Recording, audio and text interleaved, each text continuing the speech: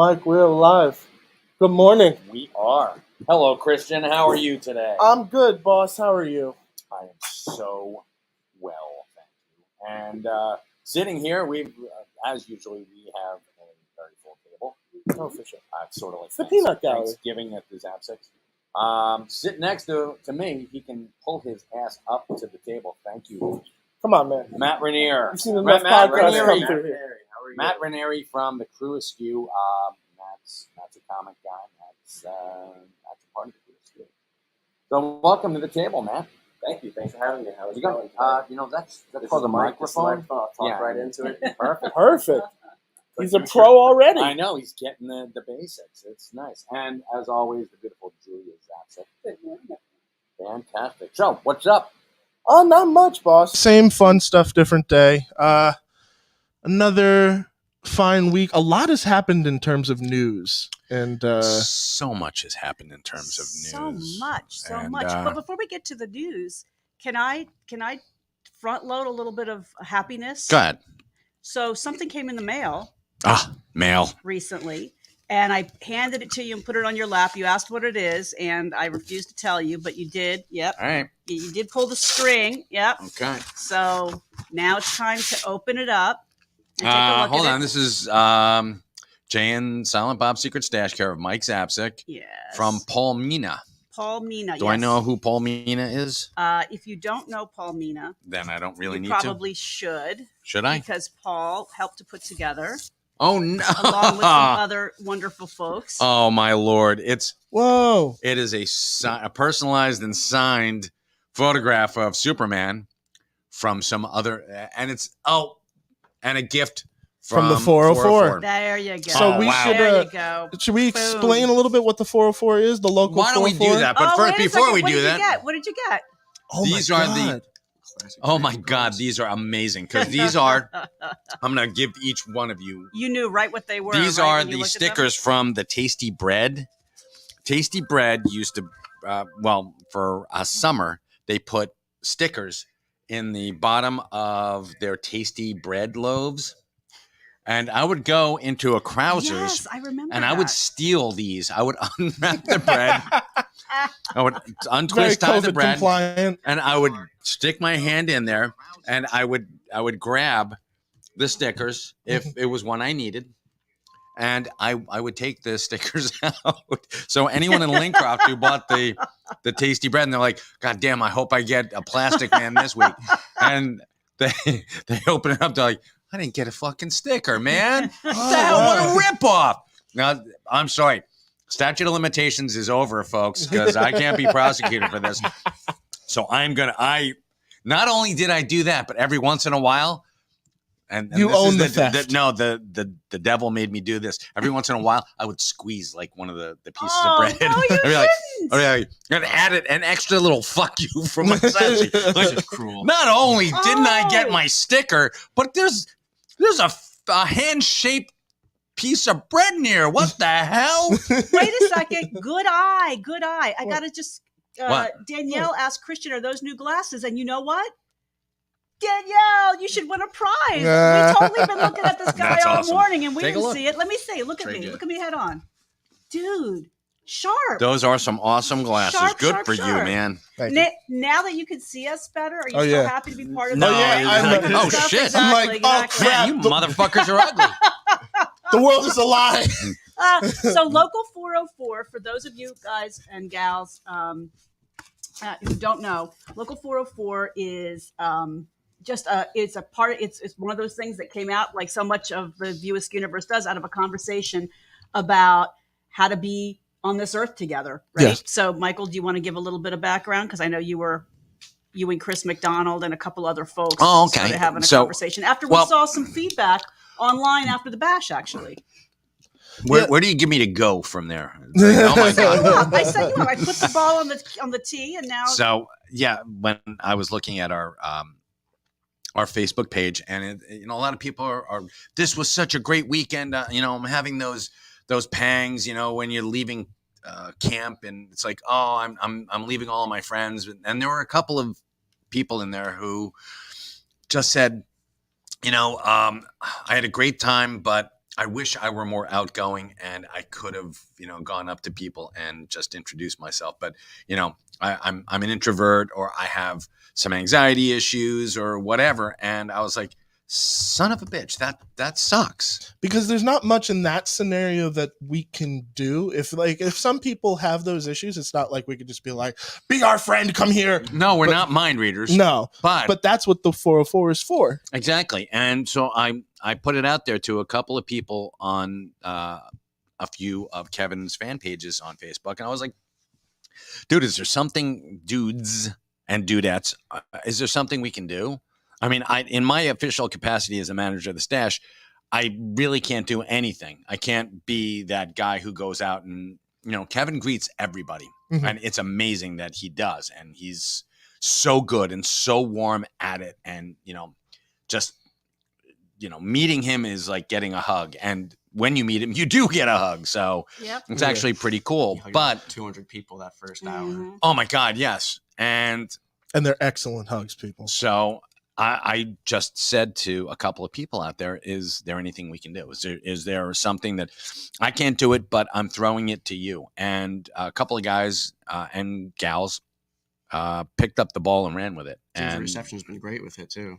The local 404, that's, it's a reference, fans helping fans. Yeah. It's a reference to, the weed dealership. So, and the union, the brotherhood. So, it's fans helping fans. Yeah. So it's an awesome thing. When I heard that was actually like something that was coming about from the event, I was like, that's such a good idea, because honestly, maybe a few years ago, prior to me being involved in this whole thing, I probably would have been a part of that, because I was very much that person.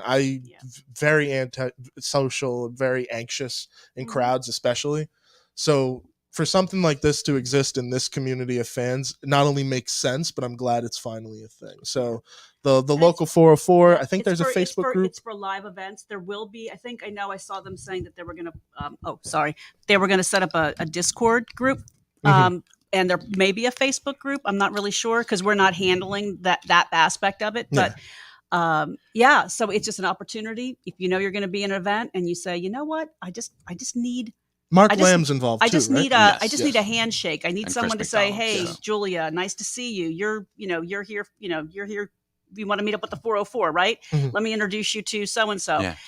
That's all it is. It's just a way to kind of ease yourself in. So when you're here, or we're other live events, I believe that they're going to try to have a presence at all Smodco and View Askew live events eventually. I'm thinking, obviously it's brand new, so there's going to be a lot of stuff. Stronger in numbers, people. Yeah. And it's not to embarrass anybody, because there's nothing to be embarrassed about. But it's that extra.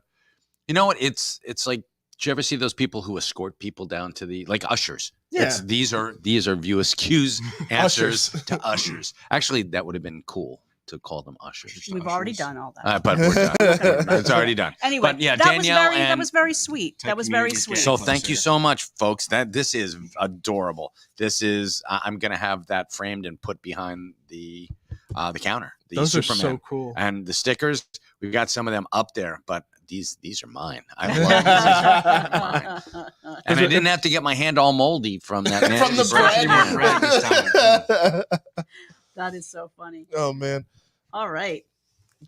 I love the 404. I love that that's a thing. I'm sorry. Yep. I think it's great. So there's some other things that are going on here. One of the things, it's June 1st, which means it's Pride Month. Yeah. Yes, it is. Yes, it is. So what is some things that's going to be going down here to help spread the message? Well, we sent you a picture, if you wouldn't mind pulling it up. Yeah, no problem. It's sandwich board. Actually, yeah. So we have our View Askew last week. Sarah Bellicose was on as a guest host, co-host, and she's also an artist. And she did a little take on Judge Dredd. Mm-hmm. Christian's going to pull it up. Yeah, I'm going to pull it up for you. All. Just waiting for it to download. We've got out front. Much. Kevin loved it, and we had it made into a couple of boards for our sandwich board outside. Sandwich board? It's a sandwich board, yeah. The A shape, Oh, okay. They call that a sandwich board. We had the gotcha. hours for the Stash Bash. We got it for the Stash Bash, and now we're going to use it all the time. Oh, okay. Yeah. Oh, that's awesome. I'm just trying to pull up the photo though. But Sarah's a wonderful artist. I remember when she showed me this before the last show, I was just geeking out because I was like, "Oh, I'm hiring you for something." Yeah, this is awesome. And And She's it was fantastic. great to have Sarah do it because, Sarah's got, Sarah knows the community very well. She's part of the community. And so she brought into that art, like just like a very sweet, but like kind of like very direct message, right? So Yeah. it's up on the screen now. Yeah, There it's you up on the go. screen. Nice, fresh, I spin. love that. I know. Isn't that cool? I'd put that on a shirt and wear that. That's awesome. You would get sued by Brian Yeah, Ball. I It's mean- just for me. Yeah, okay, I'm it's sure. a single Just print. for you. Sure. Single print. Yeah. We're not trying to 4XL pick a Marvel. fight Only with cost you you. $650 to get that shirt made. That's It's an fine. homage. It's an homage. Yeah. It's a loving homage. We're not making any money off of it. No. Just to let people know that that they are welcome. Everyone is welcome. So, and should be all the time, not just for the month of June, y'all. But anyway. Yeah. Mm-hmm. Oh, I'm still not close enough to the mic. No, you still. Oh, I get There it. you go. I'm trailing off. There you go. Yeah. So thank you, Sarah, for doing such a beautiful piece. We're gonna have to have her sign it, right? Mhm. Oh, for yeah, sure. Yeah. When she comes in. And we have a new thing that's not on here, but I'm seeing it on yours.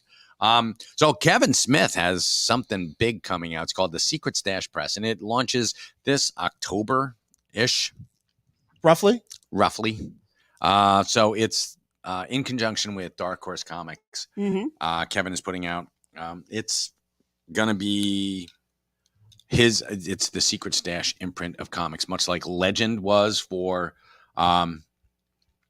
oh my God, for Frank Miller and those guys, and it's going to be his imprint. So it's With it's actually his pretty stories cool. that he's Yep. working on. And his people, the people that he brings into Yeah. doing that. One of them is like a quick stop anthology. It's called I Quick believe. Stops. Mhm. Quick And it's- Stops. yes. And then there's another original one. I don't know if he's talked about it much yet, but I think he hinted at it on Twitter. He did. But yeah, there's a lot of cool stuff coming from that. But Isn't it? It starts. Is it like?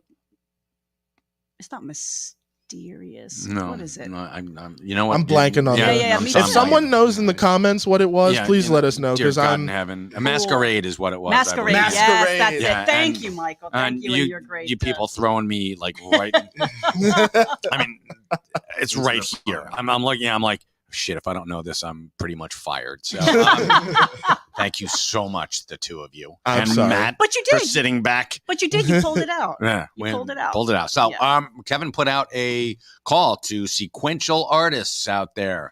All you sequential artists, get in touch with Kevin. Don't send them to me. Yeah. No, I About- think he wanted people to believe there's post a it and then hashtag it. Yeah, Secret hashtag. Stash Press. Yep. Yeah. So you Mhm. hashtag that. he's Stuff looking that for artists. he's looking for artists. So this could be your chance, folks. So Mhm. jump on. Yeah, it's pretty exciting. Yep. Mhm. Well, we'll be sharing more details as we get them Yes. for when Secret Stash Press is going to launch. You guys never know. This could launch your comic book artistry career. Come on. Good. Come on. And there's no better person to work with. So come on. Come Mhm. on. Jump on the opportunity, people. Damn straight. Mike, you want to hop into some comic picks of the Let's week? do some comics because we've got somebody waiting in the wings. We So do. I'm going to do this really, really quick. I forget my pile is up there. So Do you want me to and get your pile? would you mind? Not That at would be all. fantastic. I'm going to vamp while the beautiful Julie is going and getting me in my pile. So what was the thought behind this week's picks? So Oh, you mean last week we had number twos were our yeah. that was our this theme. one is this one 3 the magic numbers No, or 3 isn't a magic Variety with this number. one. No, Yes, it this is. one is 3 It's a is magic always number. a magic number. I went. I tried to be like right down the middle, but I couldn't be because mostly it was. Hold on one second, Jules. Come here and vamp for me while I go get my pile. It was horror. Horror is the thing this week. this week? So much horror. We're not a Halloween related show, but it's always horror comics. But horror comics are always interesting to me because it's like Ooh. I get a I got the big middle reception two. about the monster books, like the classic monsters for people coming here all the time, or even like the there's classic monster. classic monsters, classic Mhm. monster omnibus to your left.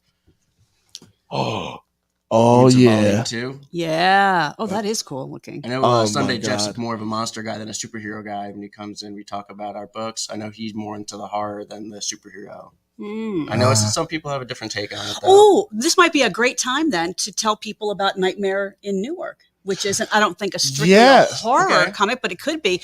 So if those of you folks who were lucky enough to come down to our very first in-store event of the year with David Crownson of Kingwood Comics, the CEO and lead creative on Kingwood Comics, he's also the creator of Harriet Tubman Demon Slayer, which is going to be a Disney product soon. So excited for that one. I can't wait. So he's just a thoroughly fantastic human being. So we're really happy to help promote his next project, which is called Nightmare in Newark. And it's being kickstarted. Yeah, which is being kickstarted today. It launched today. So you guys can go help make that happen. Go donate. Absolutely. Do you have the I can pull up a link for it, and I can share it right in the, if you go all the way down to the bottom of the notes for there the we show. go. There we go. Yeah, I'll link it to that. Awesome. So you guys can take a look. Yeah, so please. Yeah. Oh, good. I see that he's getting, it's already off to a great start. But wow, really, I mean, read the synopsis of what this story is about. It sounds incredible. Like another home run. Another home run for David. Yeah. And his creative team. So, so help get this off the ground, be part of something great. David, we hope to have you again soon when it's really, really, really impossible to book you. We'll have to kidnap you and bring you back to the stash. So, yeah. All right. People, ready. People, you should jump on this campaign only because it launched today and it's already over $2,000. Oh, he's getting this funded. Oh, yeah. I'm excited. Without a doubt. 110%. Well, yeah. Hold on. How many hours has it been up? It's been up for like an hour. Basically. Good for him. 30 days. Well, that's him. Christian, you want to read the synopsis for people just before we sure. Let me scroll down.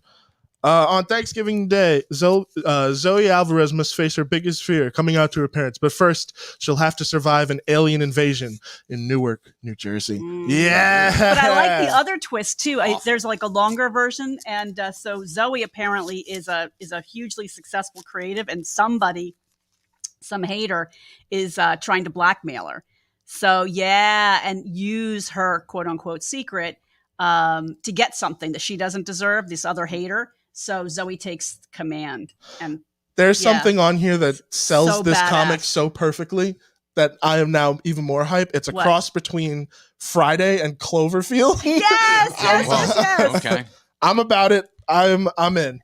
All right. So comic picks. Sorry. All right. Okay. Here we go. We have Demons number 3 of 3. This is by Scott Snyder and Greg Capullo.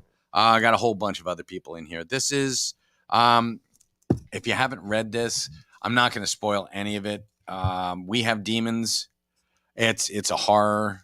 It's a horror comic, and it's by Scott Snyder and Greg Capullo, the team that brought you Batman back when New 52 was a thing. So that should sell it right there. And, is it not anymore? No, it's not New 52 anymore. Oh wow. No, now it's like Rebirth and all sorts of crap. But the team is amazing. Scott Snyder found his voice during his Batman run in the New 52, and he's just been slaying it. And I don't mean that in a jokey way because, demons and shit. But it's there. It's it is there. And I mean, father-daughter bonding moments. It's pretty cool. All right, what's next? Next up is The Closet. And this is really funny because this is by James Tynion IV, who we've had, Ming and I had him on I Sell Comics. James Tynion IV is, he's a cousin of a friend of ours, and I consider James Tynion, who I haven't talked to in like 5 years, a very close personal friend now. He's a great guy. But he was also a student and a protege of Scott Snyder. Oh, okay. So this is actually really cool because this is about every children's nightmare, The Closet. If you ever watched any horror movies, The Closet is where the monsters are. So Dark Monsters, Inc. So Dark Monsters Inc.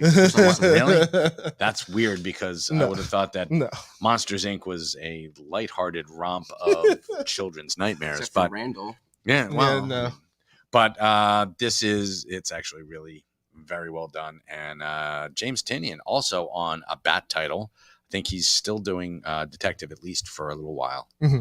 Okay. And that's number 1. And is numero uno. Awesome. And it really is a nice little volley for serve. What is next? Next up is Knights of X. This is an X title from Marvel. And this has Betsy Braddock, who became the new Captain Britain. And she brings along some of her mutant compatriots to, it's called Otherworld, and it's where Merlin holds sway. And it's actually really, really, it delves into the like British mythology and also the Captain Britain mythology. Mm-hmm. If you've never read a Captain Britain comic, don't worry, you're not going to be lost so much. But if you did read Captain Britain from back in the day, this is going to pay off on so many levels. It's not even funny. Awesome. And Merlin, dick. Merlin equals dick. So yeah. Next up, this is something I've been waiting for a long time. Is the it's Justice League Road to Dark Crisis, and it's a bunch of really cool stories that are leading up to. We already know that the Justice League is dead. Mm-hmm. Now this is the legacy heroes struggling to fill in for their mentors. The greats. Yeah. Big shoes to fill. Yeah, really big. It's the Teen Titans have to grow up. That's pretty much what this is. So. And this is a prequel to that book, essentially? Dark Crisis. Dark Crisis is going to be a 7-issue series by Joshua Williamson, and I'm looking forward to this. It's in the same vein as Infinite Crisis and Crisis on Infinite Earths, which sound alike, but very different. Very different. I'll be back in 10 minutes. No problem. Go to town, honey. And rounding us out is X-Men 92, House of XCII, which I'm assuming is something. So, and this is the comic that's based off the animated series? Yes, this is based off the animated series, but it's really cool because it jumps into what's going on now with the X-Men and Krakoa and everything that's going on, but they've got the Sentinels and they have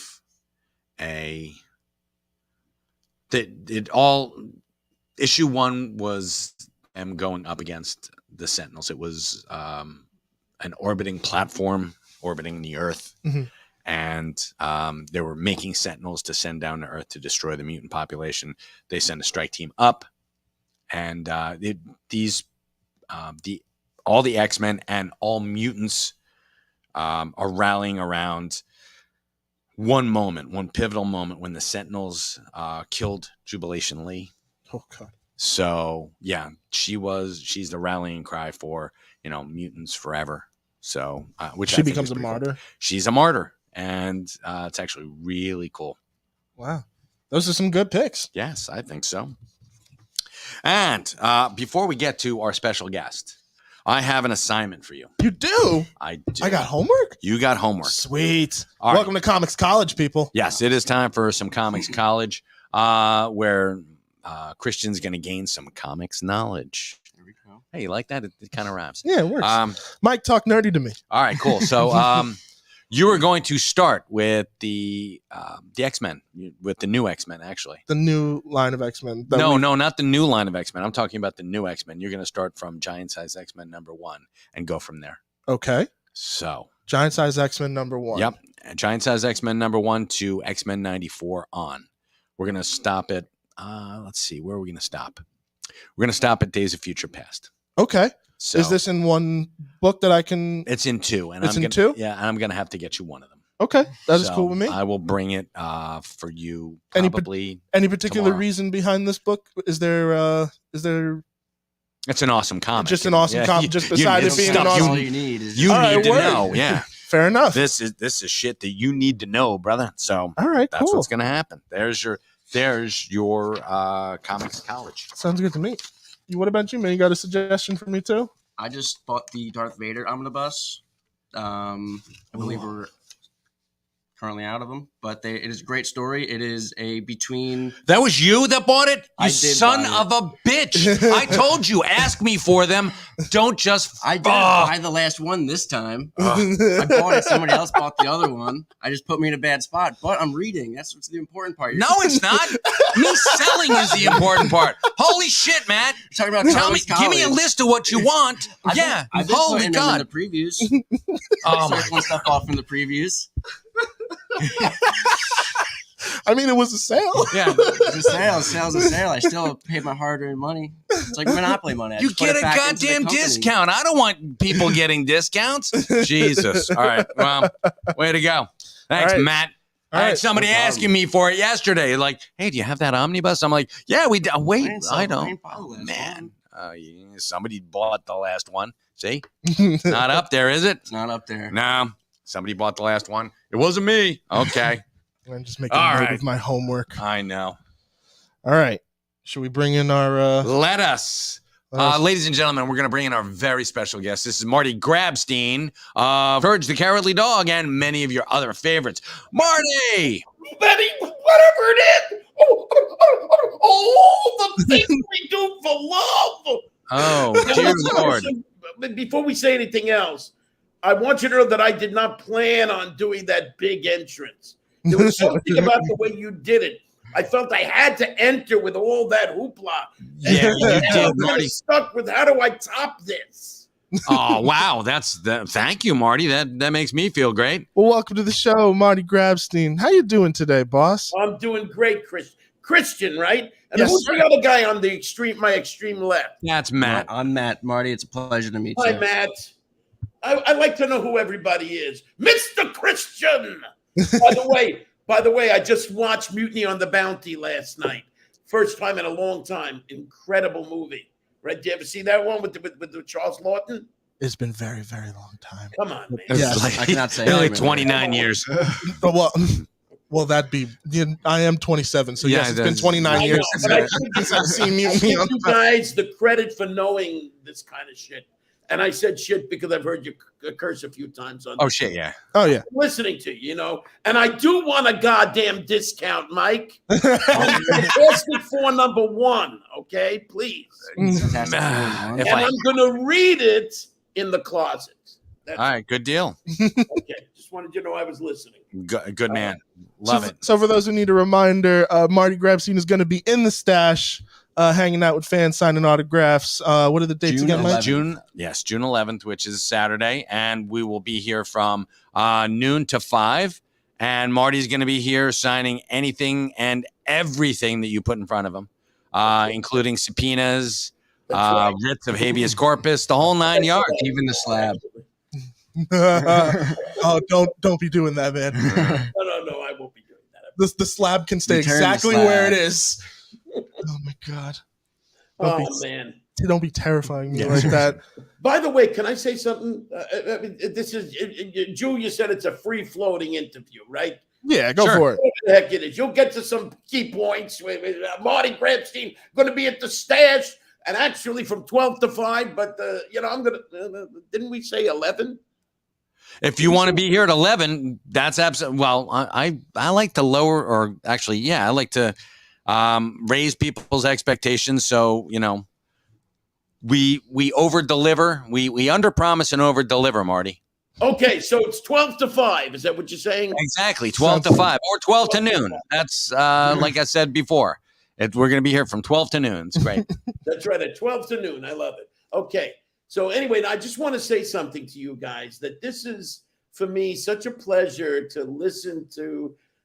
This is what I have always been all about my whole life, which is basically being an adult who enjoys children's things, who enjoys talking about stuff that basically embracing my inner child. And I'm thinking of you guys talking about the comic books and the horror. And it's just so great to hear it, because this is what I've always been all about. And I really do want Fantastic Four number 1 at a discount if you can get it. I'll get your reprint, Marty. Don't worry about it. Oh, God, I got the reprints. All right. He's like, he wants a legit Yeah. Fantastic I Four. love it. I love listening to you guys talk. It was really great listening. One of those come through the store not too long ago. Yeah, but it came through like came and went. like we had it. yeah. It's gone now. What like happened? Geeky through a goose. We actually had apparently a Fantastic Four #1 that came through. That came and went by Stan Lee, wasn't it? Yeah, well, just stop. Just stop. Don't tell me. Yeah, Matt bought it for a discount, son of a bitch. That's it. Son I of a actually bitch. Would you say the Fantastic Four is like your favorite characters of superheroes, or is that just Fantastic Four nostalgic for it? is my #1. Closely followed by Spider-Man after that, and then and maybe Daredevil actually, especially the Frank Miller Daredevils. For me, Oh, sure. those were like I have all of those Frank Miller, the whole run from 158 to 191, I think it was. Yes, Born very Again. good. Nice. The Born Again. But yeah. I actually became acquainted before I saw Kevin Smith in the movies and stuff like that. I actually became acquainted with Kevin Smith's name because of the Daredevils that he in those what was those early 2000s? Yeah, Guardian Devil, the Marvel Knights. Yes. So I became acquainted with that. I always had a fascination with Daredevil. I thought the beginning Daredevils were a little bit. They had to find their way with that character, and they did actually later on. Interesting thing how that. Yeah, once it's a.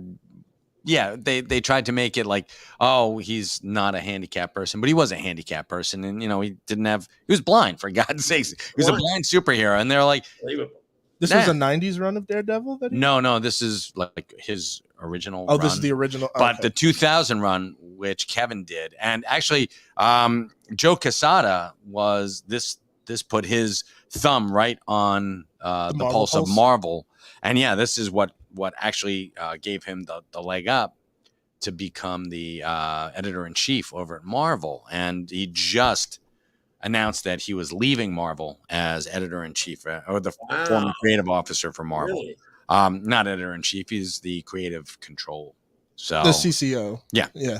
So he's leaving and doing a bunch of his new independent projects. However, he'll always have the Marvel Knights, the Daredevil run that he and Kevin and Jimmy Palmiotti did, that cemented Marvel, because Marvel was like in the crapper. Marvel was done. DC was the Alan Moore and all that whole like adultish DC stuff was happening, and they were looking great. Yeah, that was when they started to blossom as well.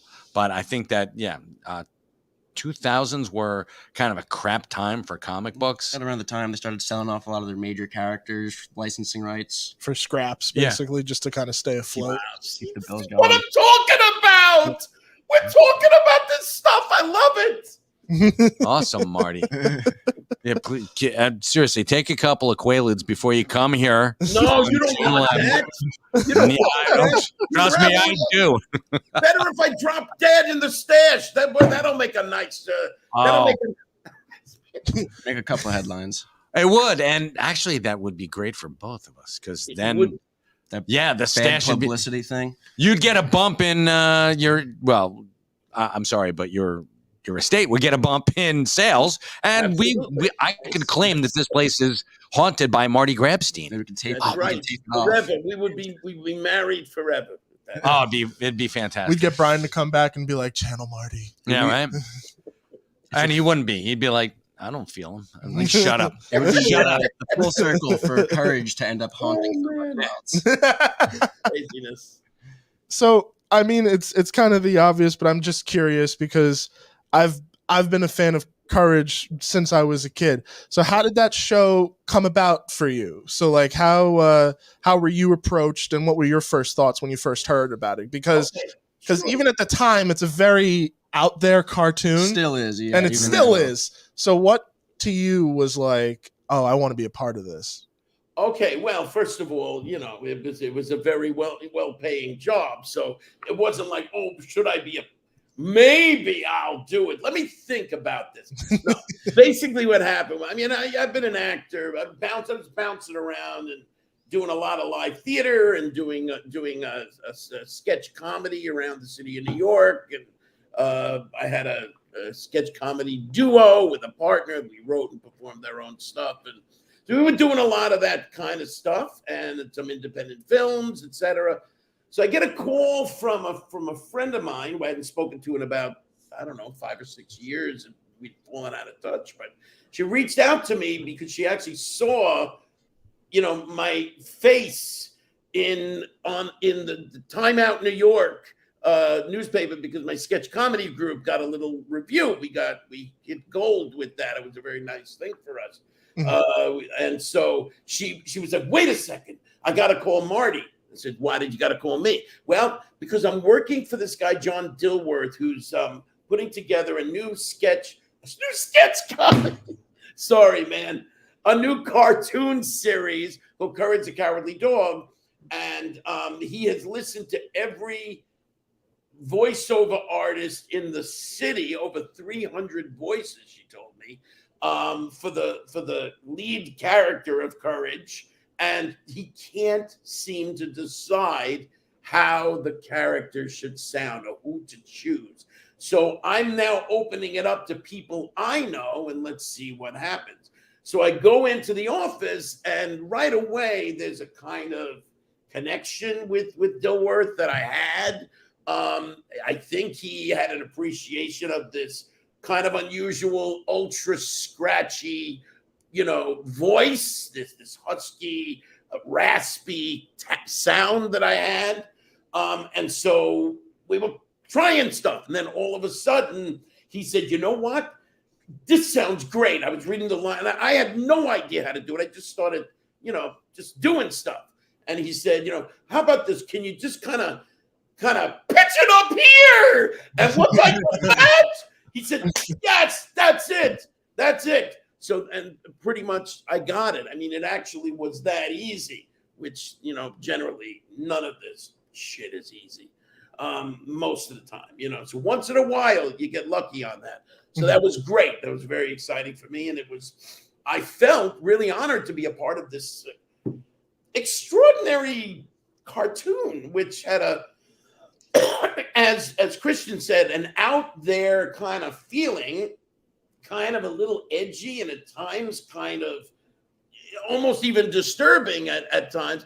And yet it kind of was grounded in the style and the animation and the illustration and the music back in the old days of when cartoons were really, from my point of view, the best. The old Warner Brothers, Looney Tunes, Bugs Bunny, and all that stuff. So it was very exciting to be a part. I was so honored to be a part of this wonderful, wonderful project that clearly took off, did very well for itself. And so, oh yeah, Courage was like one of a few shows growing up that really kind of was the gateway towards horror.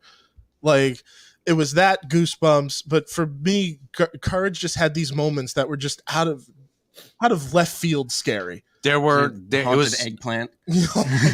Return the slab. It was apocryphal, is what it was. It was they were out on the edge of nowhere, and it gave you that same feeling. Do you remember when Bugs Bunny, it was raining and it flooded, and his mattress popped up, and he ended up in the mad scientist's laboratory? Yes, that's what it felt like. Yeah. Because he's put out there, and there are these strange situations that just happen to him, and he's like, "Oh crap!" And he's defending his human masters. Absolutely. And I'm very excited about, listen, it's entertainment. It's a cartoon. It's lots of fun. Yeah. But I do believe when I see people, when I started doing the convention circuit, which is about a little over 5.5 years ago, I had no idea I knew that it was going well. I knew that they had 4 seasons. So it was a moderately successful cartoon series, and it was continuing to run and still runs to this very day, so it never completely went away. So it was always running somewhere over the last 23 years. But I didn't understand the power that it had. It had a very strong effect on people and continues to, because really this character is this not just scaredy cat, but terrified, absolutely, purely terrified of everything. And he's small in stature, and yet somehow every time when, the 11th hour comes in, as you said, Mike, he steps up and he rescues his masters and essentially saves the world one more time, from evil. And there's something about facing your fears and, for people that are struggling and have difficult upbringings and, that always come up to me. I have people coming up to me and we always hug, and then there's sometimes people cry because it's a memory of kind of a bittersweet memory of difficult times they had, and courage kind of got them through it. What a wonderful thing for me to be able to be a part of something like that. Big time. It's a wonderful legacy and a great show that it's still going strong. Like even recently they just did the Scooby-Doo Courage crossover and it was excellent. I thought it was excellent. I loved it. I thought it was great. But I'm biased because I love Scooby and I also love I love Courage. So for them to cross over was just excellent. Christian, do you feel that I think they did, but so I'm not trying to I am leading the witness, aren't I? But I mean, did you feel I really felt they did this extraordinary job of taking both universes and sort of making it work. To make it work, it helped that the action took place in Courage's universe. I think that was a smart decision, and I do think there was a kind of I think both characters, and both franchises did well. Actually, and a lot of times that doesn't happen with the crossover. It's always like upstaging. For closing thoughts, though, because we're going to have to wrap up the show fairly soon, someone in the comments had wanted to know what was your personal favorite episode of Courage the Cowardly Dog? My personal favorite episode, I have a few favorite episodes, but I would go ahead and say I'm going to say it's a tie between Freaky Fred. Okay. The King Ramses curse, Return the Slab, you quoted it earlier, and the very first episode, The Shadow of Courage, because it was the first episode. So, there's nothing like that. So those three. Well, thank you so much, Marty. Thank you for your time to come on and promote you coming to the stash. I'm looking forward to meeting you in person. Marty, we're excited to have you here. It's going to be awesome. Thank you. Thank you. I look forward to seeing you guys there. And I 12 to 5. 12 to 5. Good man. 12 to 5. I say? Under promise, over deliver. And we have a question in the comments, and I'm going to address this a little bit later. But Marty, you can, to help folks prepare, what are the costs for autographs and photos with Marty on the 11th? We'll post that on our social media. So we'll talk about that. And so this way people aren't like leaving going, that son of a bitch. He took my childhood and he's trying to bend me over a sink. Like, no. Goodness gracious. Mike, you're coming up with stuff, Mike. This is what happens when you end up in prison for a couple of months or years. So no one's going to prison, honey. Out of context. I'm like, on an unrelated note, I ain't going nowhere. On an unrelated note, I've got to go on an expedition to the Congo for Kevin. Hey, Julia. Good seeing you. Hello. Hi, sweetheart. So, but Marty, thank you so much. It's 12 to 5. Mm-hmm. Under promise and over deliver. Right, exactly. That's the key. I keep getting into trouble with this. It's good though. It's good. Get a little trouble. It's a good thing. That's right. And thank you so much, boys and girl. It is time to open up the shop. I've got to get. It is New Comics Day, so I've got to get my. It is New Comics Day, but there is one thing that we should talk about. Yes. Christian, do you want to pull up the Yes, I do. Did we talk on any of our stash updates? We did. Back issue sales still on 25% off Mondays and No. Tuesdays. Well, you June just did. 20th. Yeah, thank you very much. We did the Please shout come out to the in. That's local right. 404. There's this thing was just packed. Look at this. I It's know, so I know. packed. We could go on for 2 hours. Yeah, I think we could. really, Yeah, we really We could, and we Kickstarter want hours. to. Yeah, we front loaded David's gotcha. stuff. Reservists, stay tuned. We have a lot of wonderful new upgrades and updates to the True. reservist program. But let's do this. Let's do this is our man. Shall we? It seems that some of the fan base from this influential fan base have decided to attack Moses Ingram online and send her the most horrendous racist DMs. And I heard some of them this morning and it just broke my heart. Moses is a brilliant actor. She's a brilliant woman. And she's absolutely amazing in this series. She brings so much to the series. She brings so much to the franchise. And it just sickened me to my stomach to hear that this had been happening. I just want to say, as the leading actor in the series, as the executive producer on the series, that we stand with Moses. We love Moses. And if you're sending her bullying messages, you're no Star Wars fan in my mind. There's no place for racism in this world. And I totally stand with Moses. I just wanted to say one thing about this, and in case anybody is having trouble getting his gist, what Ewan McGregor, it's Ewan? Yeah, Ewan McGregor. Ewan McGregor. What Ewan McGregor is saying, if you don't like what Moses is doing, don't watch. And if you feel compelled to throw something out on social media, go fuck yourself. That's pretty much what he's saying. And I just wanted to break it down for people who are having trouble getting their minds around the message. Oh, you don't get it? Yeah. You don't get it? It's basically go fuck yourself. Yeah, that's pretty much it. And I mean, I love that. I love the fact. I hate that he had to do it. It pisses me off, that toxic fandom. And so, holy shit. You know what? Are I these grew really up. Star Wars fans? Do you really think so, or are these just trolls? No, they're probably looking for internet a way to douchebags to be scumbags just because be they hateful. It's so Star hard Wars to and Star wrap Trek, their existence have always been about including literally everyone and every species. So it makes no sense that on the outside that they would feel any different. I mean, for God's sakes, Chewbacca adopted a pet human. You know, for fuck's sake. That's true. And you know, it broke his heart when he had to have Han put down.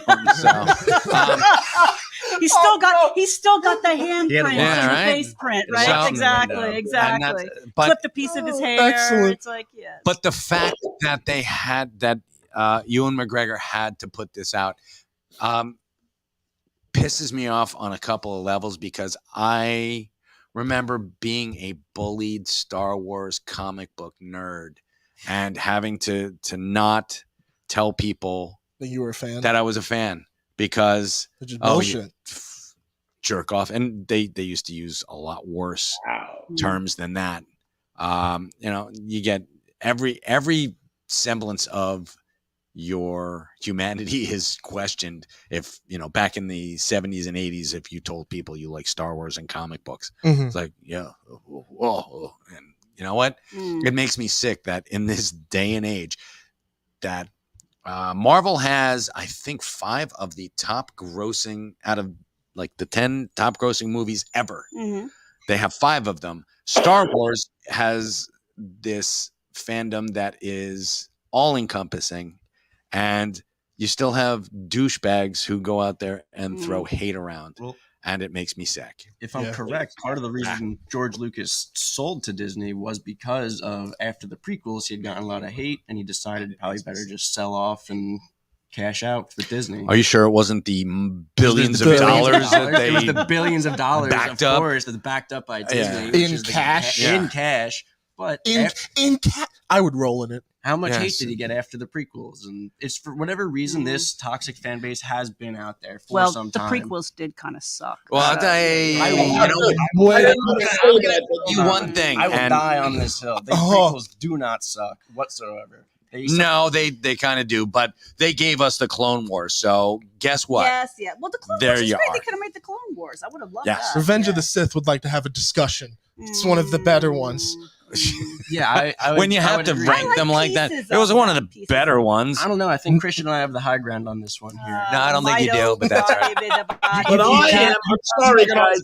You I can't have the original trilogy without the prequels. Yeah, you can. You can, and We did You for a can, long yeah, time. For a You long can, you time, will. we did. So. it's a different generation of Star Wars. Here's that. Wow, you're being kind of toxic here, Matt. So No, Yeah. he's getting aggro. I love I it. know. I love it. I'm thinking we Marty, might have one later. Marty, whose side are you on this one? Come on. No. It's a mixed bag. Who invited I'm gonna me? go middle of the Who's road taking here. me into the stash? And part of it is that I'm also president of the Jar Jar Binks fan club. So, Okay, yeah. you know what I'm saying? So Can we cut can't, his microphone, please? What do you have? You have Ewoks? You have Stop. Ewoks He's gone. village in your backyard dear or something? God in heaven. Come on. Oh God! I thought you threw me off because of that. Pretty much. Jar Jar Binks. No, My anyway, God, Jar Jar Binks is I wasn't crazy about the prequels. I loved, though, in the spirit that they were done, and it was a monumental task. And there were some very good things about the prequels. So overall, I feel like as a piece of mythology, it loses something a little bit. It doesn't really have that cohesive sensibility that 4, 5, and 6 have. That being said, though, set the tone for 7, 8, and 9, which I thought were good overall. And there was some good stuff in 7, 8, and 9. So, See, now those I Is will it too disagree late? Yeah, on. Is it seriously. too late to cancel Yeah. Marty's appearance? That's right. Marty, it's been great I talking loved with you. it, Well, but I hey, thought up, it was up until about 5 minutes ago, it's been great talking to you, Marty. All right, we do have to wrap Yes, up. we though. do have to wrap We up. do. Thank you so much, Marty. We will see you on June 11th. June 11th. 12 o'clock. I'll see you. Noon to noon. Gotcha, buddy. You got it. Later, Marty. All right, That so was awesome. that does it for us. All right. Yeah, remember, folks, don't be a douchebag. Yeah. Don't Don't bring that energy here either. No, and No. you know, if you're a toxic fan, get help. There's help It ain't out that there. deep, bro. No, it's seriously. Star Wars is imaginary. Yes, and yeah. Let's think about that first. If you're having some problems with imaginary people, I can't see you being really, warm and fuzzy to real human beings. Grounded So and rational. exactly, and you're probably someone who likes to kick puppies. So don't bring that shit here. But You know what? it's New Yeah. Comics Day. Let's leave on a Fuck high yeah, note. Mike. It's New Comics Day. Christian's got new glasses. Yeah. We have the new Secret Stash Press. And it's going to be a great week. Great rest of the week, guys. That's absolutely right. Great man. rest of the so week. thank you for that, and folks, we're out of here. Adios, people. Have a good one. Take care.